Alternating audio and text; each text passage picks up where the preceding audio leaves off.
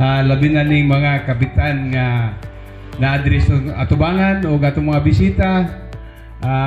Daghang kayong salamat, no? Ang atong SB member o atong mga staff, daghang kayong salamat sa pagsuporta ninyo ani project. So kabalog yun ko nga hagok ay ni nga project, grabe inyong effort. Sa una pa, wala pa ko nag-vice, nagsugod na ni. Pero daghan kayong mga issue mga atong giagian. Pero karon ato yung nahuman, di ba? Pasalamat yun ta. Takok ining tabang para sa tuwa. So angay yun nato pasalamatan ang mga key person nga naglihok ani. So daghan yung kayong kasalamat kung di mo ngayon ako matagsa-tagsa.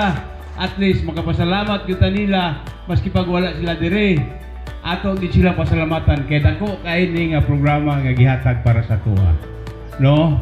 Labi na ni atong mga kapitan karon si Kapitan Raul Canonigo. Involved man ilang barangay, di ba?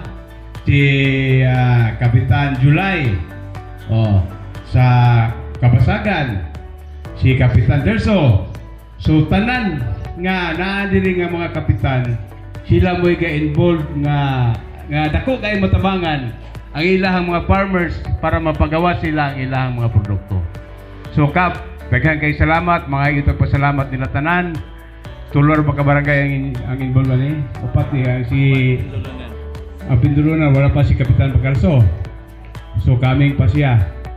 So kita po magpasalamat po kay Sir Junel Ablanqui, no?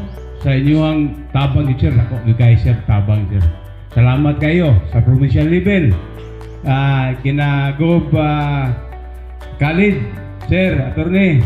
Ikaw may gipadala, mga may pasalamat, pinaagi nimo, ipaabot ng tanim mo kay Gobernador.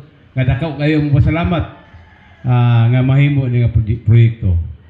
No? Sa akong mga SB member, daghang kay salamat sa inyong suporta nga gipakita sa mua, sa tuwa para tuwa maghapon No?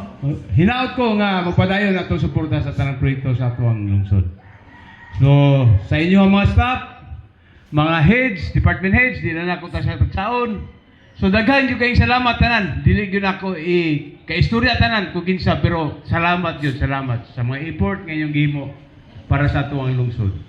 No? Sa mga barangay official na adiri karon, mga konsihal, kabalo ko na iya mga konsihal, mga staff diri sa kay Sierra May Dool. Salamat sa inyong pagpreparar sa panahon ng inyong gihatag para sa mga diri sa inyong lugar. So daghang kay salamat. Ugay mo